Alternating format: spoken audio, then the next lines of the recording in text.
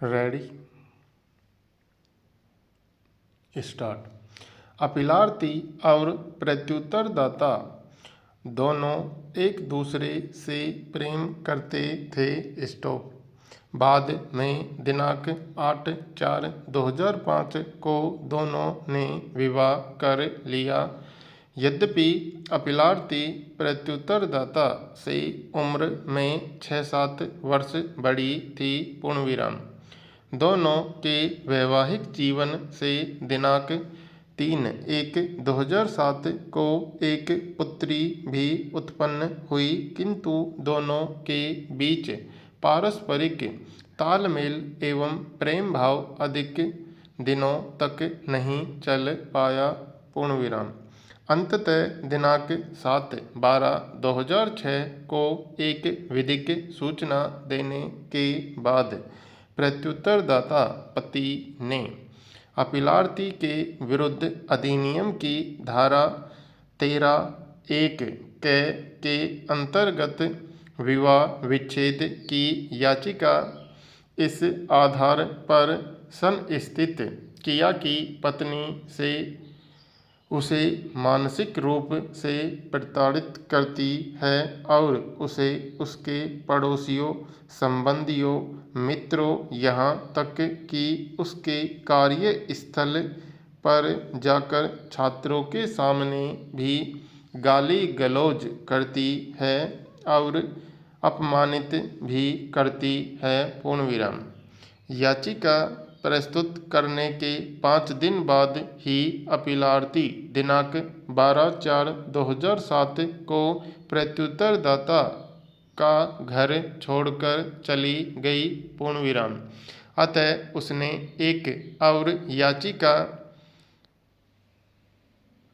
संस्थित किया। पूर्णविराम। दूसरी तरफ पत्नी ने भी धारा 9 के अंतर्गत दाम्पत्य अधिकारों के पुनर्स्थापन हेतु एक याचिका प्रस्तुत किया। पूर्णविराम। साथ ही साथ पत्नी दहेज की मांग को लेकर एक दांडिक मामला संख्या 401/2007 भी दर्ज कराया, जिसमें अपीलार्थी को गिरफ्तार किया गया और वह 7 दिन न्यायिक हिरासत में रहा। पूर्णविराम।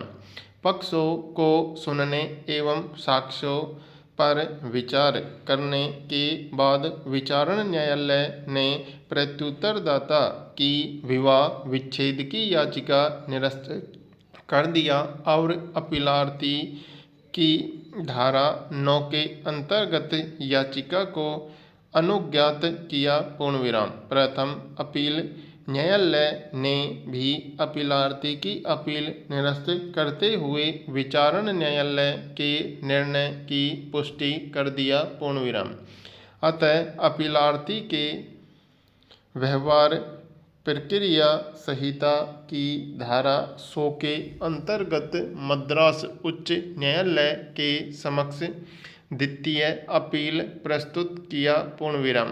उच्च न्यायालय ने विचार के लिए 2 अन्य प्रश्न के साथ निम्नलिखित विधि का सारवान प्रश्न विरचित किया। पूर्णविराम।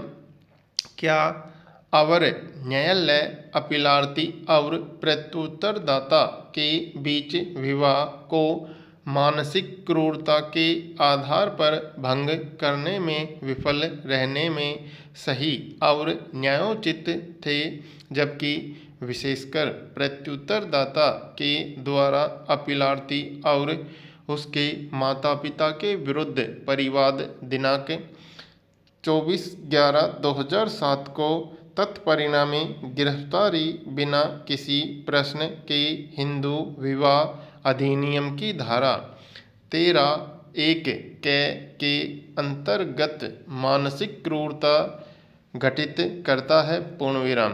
क्या अवर न्यायालय के निर्णय सही और न्यायोचित है जब विशेष दांडिक अभियोजन अपीलार्थी के दोष मुक्ति में परिणामित हुआ।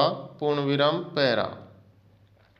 उच्च न्यायालय ने आक्षेपित निर्णय एवं आदेश दिनांक 20/7/2018 के द्वारा निष्कर्षित किया कि पत्नी के द्वारा प्रस्तुत दंडिक मामला जो सीसी संख्या 149/2008 के रूप इस आधार पर संपन्न हुआ कि पति के द्वारा दहेज उत्पीड़न किया गया और जब कार्यवाही में आरोप साक्ष्यों के अभाव में झूठा पाया गया तब उक्त कार्य हिंदू विवाह अधिनियम की धारा 13 के अंतर्गत यथाकथित भाव में मानसिक क्रूरता का कृत्य आश्रित करेगा। पूर्णविराम। तदनुसार उच्च न्यायालय ने अपील अनुज्ञात किया और अपीलार्थी के पक्ष में विवाह विच्छेद की आज्ञप्ति पारित कर दिया। पूर्णविराम। उच्च न्यायालय के निर्णय से व्यथित होकर पत्नी ने यह एसएलपी अपील प्रस्तुत किया। पूर्णविराम पैरा। विधि की स्थिति सुस्थापित है कि सीपीसी के धारा 100 के अंतर्गत सीमित क्षेत्राधिकार रखते हुए न तो उच्च न्यायालय और न ही यह न्यायालय साक्ष्यों का पुनर्मूल्यांकन कर सकता है। पूर्णविराम।